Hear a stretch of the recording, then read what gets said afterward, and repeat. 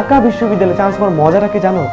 মজাটা এই জায়গায়, তুমি যখন ঢাকা বিশ্ববিদ্যালয়ে যাবা জুনিয়র হয়ে, তুমি দেখবা তোমার হলের তোমার পাশের রুমের একটা ভাইয়ের আগামীকাল বিসিএস ক্যাডার হয়ে গেছে, সে বিসিএস এ অ্যাডমিন ক্যাডার হয়ে গেছে, সে বিসিএস এ ফরেন ক্যাডার হয়ে গেছে, সে পুলিশ ক্যাডার হয়ে গেছে, কাস্টম ক্যাডার হয়ে গেছে। কাজ থেকে তুমি দেখবা এত সুন্দর সাফল্য। তুমি যখন ঢাকা বিশ্ববিদ্যালয়ে চান্স পাবা, তুমি দেখবা তোমার রুমমেট বড় ভাইটা জাতিসংঘের কোন একটা স্পিচ দিতে চলে গেছে, কোন একটা কনফারেন্সে চলে গেছে।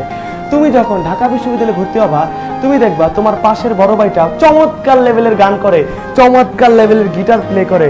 তুমি যখন ঢাকা বিশ্ববিদ্যালয়ে চান্স পাবা, তুমি দেখবা তোমার হলের বড় ভাই অনেক ফেমাস ব্যক্তি ছিল, যেমন ঢাকা বিশ্ববিদ্যালয়ের আমার হল হাজী মোহাম্মদ মুহসিন হলের আমাদের হুমায়ুন আহমেদ ছিল 564 নাম্বার রুমে, যে বাংলাদেশের যে বিখ্যাত কথা সাহিত্যিক হুমায়ুন আহমেদ, সে আমার হলের বড় ভাই। আমি তাকে বড় ভাই বলতে পারি, কেন? সে আমার হলের বড় ভাই।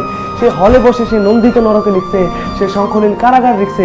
আমাদের হলের বড় ভাইকে ওই যে ওবায়দুল কাদের, বাংলাদেশের সড়ক ও যোগাযোগ মন্ত্রী, সেতু মন্ত্রী, সে আমার হলের বড় ভাই। সে আমার বড় ভাই কেন না, সে আমার বড় ভাই।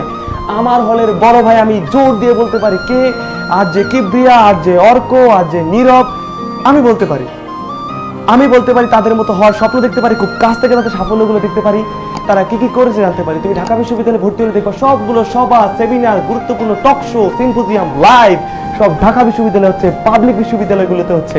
তুমি এই সুযোগটা কেন নিবা না?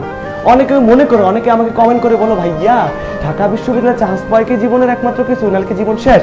না, জীবন এখানে শেষ না, কিন্তু চমৎকার এই সুযোগটা তুমি কেন নিবা না? অন্যরা নিচ্ছে। সুতরাং ঢাকা বিশ্ববিদ্যালয়ে চান্স পেলে না, এই সুখের অনুভূতিগুলো তুমি খুব কাছ থেকে রস আস্বাদন করতে পারবা।